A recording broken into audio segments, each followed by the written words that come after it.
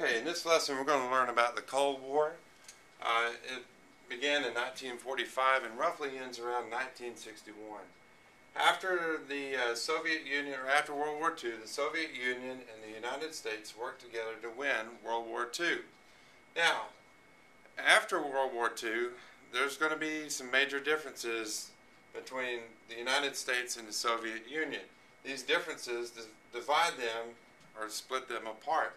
Now, the United States of America, we are different from the Soviet Union. We are a capitalist type of country. Capitalist means that the ordinary people and businesses control the productions of goods and services. Again, capitalism means ordinary people and businesses control the productions of goods and services. We also are a market economy. In a market economy, it says individuals and businesses make most economic decisions. So what this means is, if I own a business, if I want to go out and buy computers, that's my decision as the business owner. I can do that. Okay? In a capitalism or capitalist society, if I'm selling a product that people do not want, then my business is going to close. The citizens decide if my products are going to sell or not. If I'm selling a product that they're not interested, or that they are interested in, and they keep purchasing, let's say for example like the iPhone product, Apple makes these phones because they know people want them. Now if no one wanted the Apple iPhone, then they would stop. That business would probably stop. Okay? Now, the Soviet Union. The Soviet Union believed in communism. Communism is the government controls production and owns the nation's natural and capital resources. The government tells people where to live and where to work. In America, again, we are free to choose where we live, where we work, and where we worship or attend church.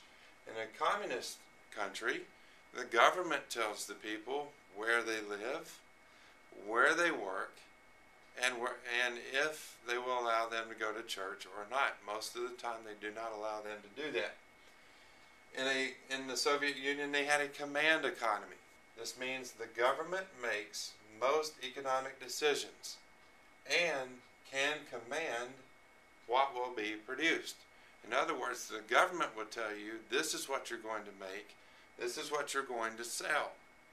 Well, what if I want to make a product like tennis shoes or something like that? Well, I have to get permission from the government.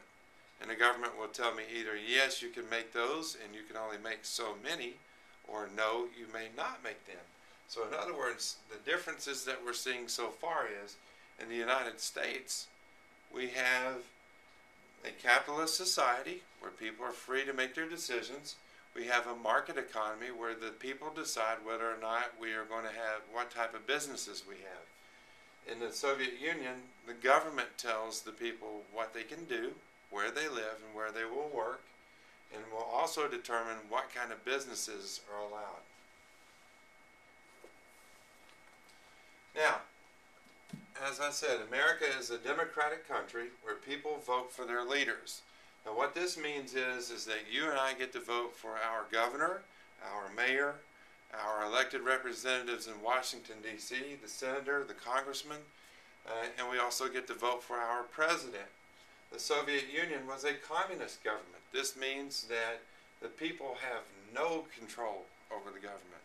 In other words, if I rule as a dictator, if I rule the country, I get to stay in control and in power as long as I want to, or I can pass it on to my children. But the people cannot vote me out because I have total control. Joseph Stalin was the dictator of the Soviet Union. And he decided, or he said, if the citizens speak out against communism, if they speak out against the government, then they can be arrested for this. In America, thank goodness we don't have that issue. Now, the Iron Curtain. After World War II, Germany is divided. The Soviet Union controlled the eastern half, and the U.S. West, Britain and France govern the western half. So the country of Germany is split in two. On the western side it belongs to the United States, Britain and France. The eastern side belongs to the Soviet Union. After World War II, the Soviet Union set up communist governments in Eastern Europe. So the eastern half of Europe is going to be controlled by the Soviet Union, and they're going to put in communist governments. Western Europe, with the help of the United States, stays democratic. That means the people are going to get to vote for their leaders. Winston Churchill of Britain said that Europe was divided by an iron curtain. That means, he said, on one side we have communism, where the people are not allowed to choose what they want to do. On the other side we have democracy, where the people get to vote and choose and live freely. And he said it's like an iron curtain down the middle.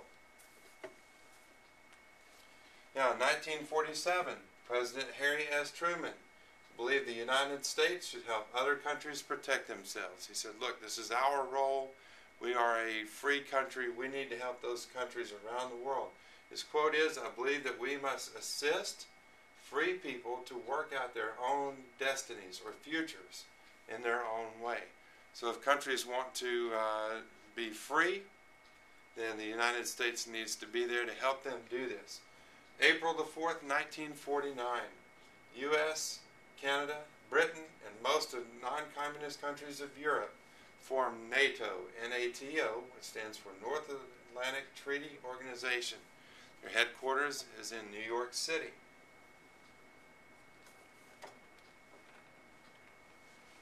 Finally, in Europe there are going to be conflicts, or the conflicts grow in Europe.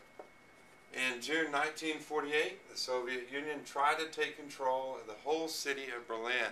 They didn't want just the east end, they wanted the whole entire city. The Soviet Union blocked all roads and railroads as well. They stopped cars from going in and coming out of Berlin, and also they stopped food supplies that were being sent by railroad from going into East Berlin as well.